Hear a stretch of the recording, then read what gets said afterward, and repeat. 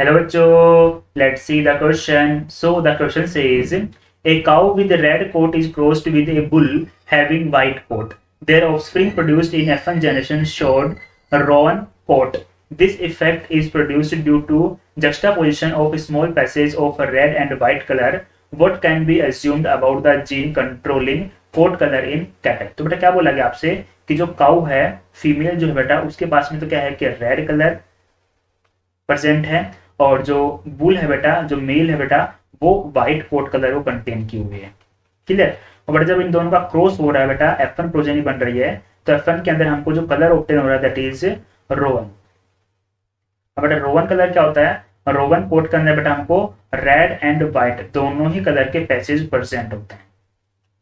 Clear. ये question हमको दिया गया है। अब बेटा देखिए कि F1 प्रोजेनी के अंदर जो हमारे पास में हेटेरोजाइगस बन रहा है वो कैसे बन रहा है? रोवन। और रोवन कलर बेटा हमारे रेड पेरेंट से भी सिमिलरिटी शो कर रहा है और हमारे व्हाइट पेरेंट से भी सिमिलरिटी शो कर रहा है। बट जब हेटेरोजाइगस कंडीशन दोनों ही पेरेंट से सिमिलरिटीज को शो करता है बेटा, तो इस कंडीशन को हम लोग क्या बोलते हैं? को-डोमिनेंस। क्या कहा जाता है? को-डोमिनेंस कहा जाता है।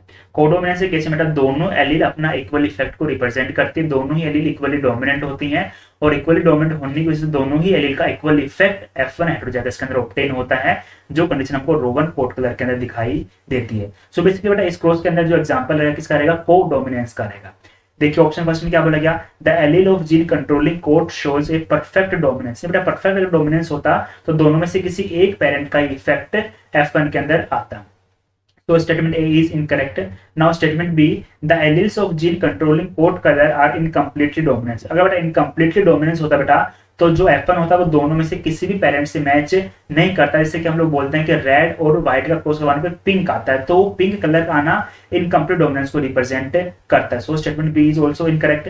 Now the statement C, the alleles of gene controlling coat colour are codominance. ये वाली बात बिल्कुल सही हो जाएगी। That's why our correct answer will be option C. Best of luck.